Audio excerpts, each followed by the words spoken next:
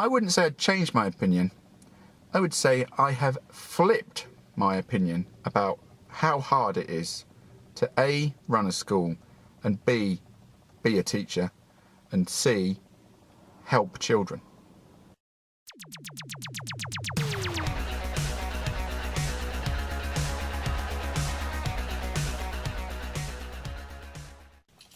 Today is going to be my last Life in Business video blog, because 1 year ago today I sat down with my fellow director and said, I know what I'm going to do, I'm going to make a video every week for a year, and this is the 52nd video. I'm going to do something different today. I'm going to go and see a school. The first thing we ever did as a business is we sat down together and said, we could work in schools, we could do something really valuable with schools, obviously with budget pressures and all the rest of it, we could help them. And we're all governors, right? All our directors are governors of schools, which I think every business advisor should be actually, volunteer their time for schools. And so I'm going to go and see a secondary school and talk to their business manager, which most schools have now, who will have a remit to save as much money as possible and to create opportunities. And I'm going to go and donate my time and spend an hour and a half with her seeing what a business consultant can do for a business manager in a school. And we're going to do that in Bude, where I live, as it's the final video.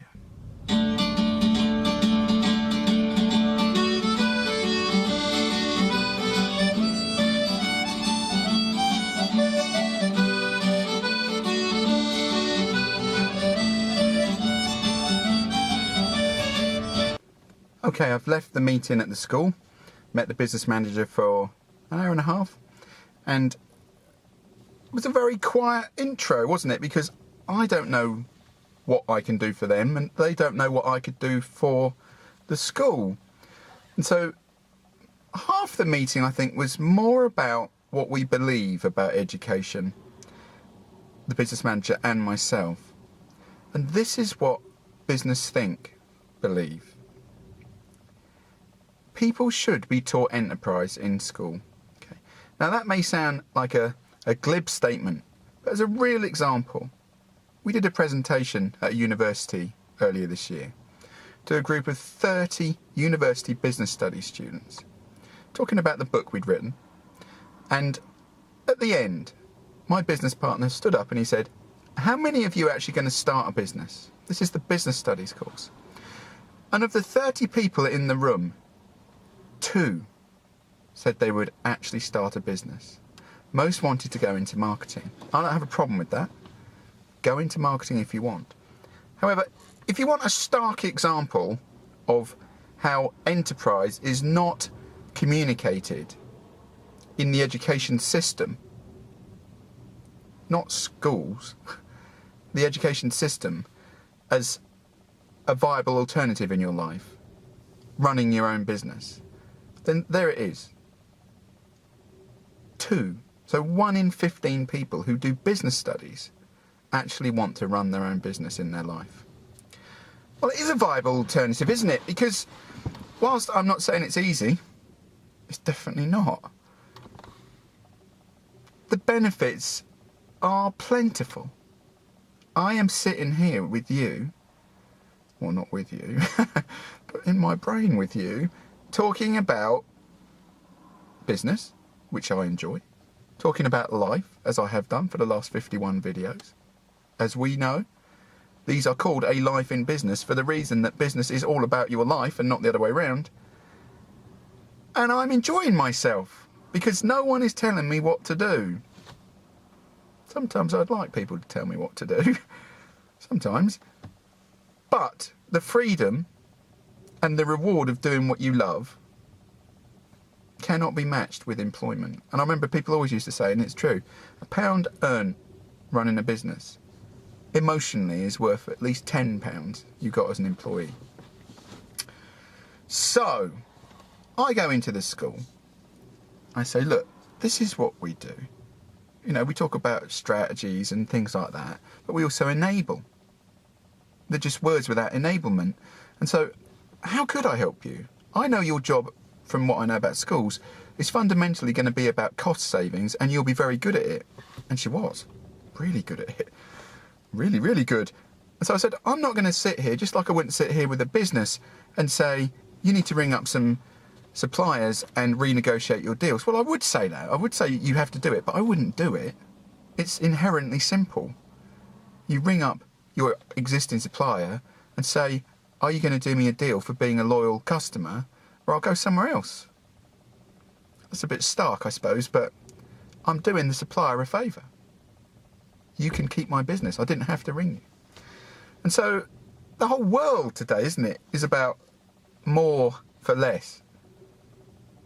I'm making kind of, a bad smell face because I'm not sure I buy into that more for less thing, because that means somebody's suffering somewhere, doesn't it?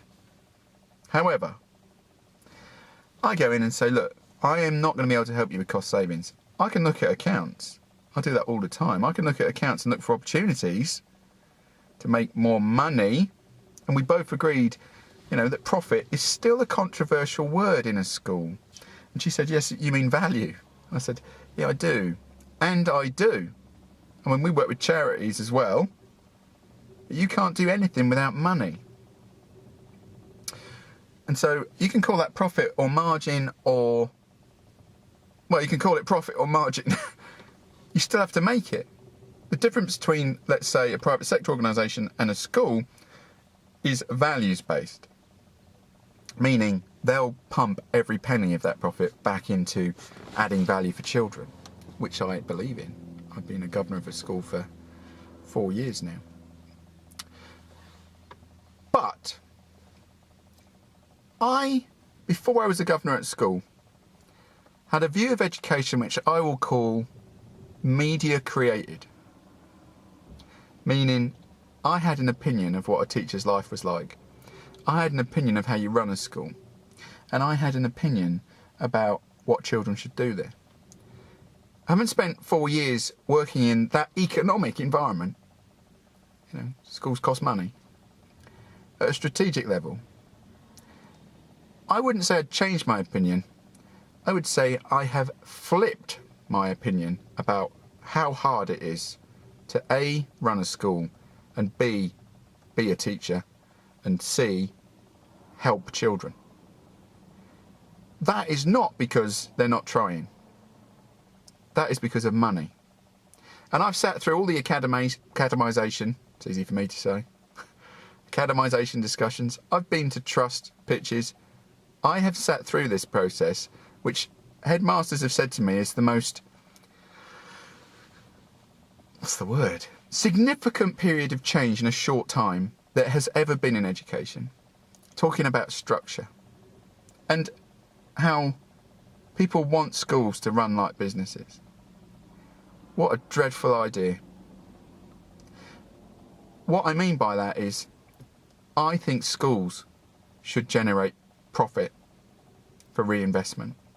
And I think, especially today, when you actually don't know how much money you're getting year on year, that is more important now in education for schools than ever before.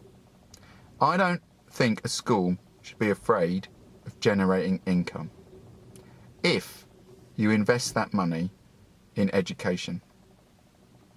In fact, I think they should embrace it. And we talked about private schools and the comparison, and she'd had a background in private education, and I know quite a bit about private education. And they don't. Profit is not a dirty word in their meetings. Profit is not a word they're afraid of, because they reinvest it. That's a cultural issue, isn't it? So I think schools should be very enterprising. I think schools, and like I said, the first conversation we ever had as a business was not about consultancy, it was about schools. We bought a domain name, school company, because we think schools should be companies, but not with lots of shareholders, not run for profit in the sense of for profit's sake, to reinvest that money. But what is an opportunity in a school? And this came up today, this is me, not the person I met, right? What do schools have that no other business has in terms of a commercial opportunity? They have space, which is unused for long periods. They have terms and not terms, right? They have space. Businesses love space. to either do something in or pay someone else or get paid by someone else to do something in the space. They have space, they have infrastructure, they have buildings, they have land. We should be, milking that asset for the good of children. Not 3 terms a year, all the time. They have people. They have a massive payroll. They have lots of skilled people. Teachers are clever people. The ones I've met. The heads and the management teams of schools are as good, if not better, than any directors I ever meet and have ever met. They have skills, business skills, if they have the mindset to apply them. It's kind of my job, isn't it? Is to push in a commercial mindset for the good of the children. And finally, they have a captured audience, and those are bad words for this, but that is what it is. They have children with parents. And in a secondary school, 1,500 kids, that is 1,500 families. That is 6,000 people who have an interest in supporting the school because they know the government aren't necessarily going to the level we want. That's a market. A loyal, captured market that you should not be afraid to engage, because every pound in the school is a pound helping a child. Running a school, as I've seen it, is harder than running any business I've ever met. And that, I think, is a message that everybody should know.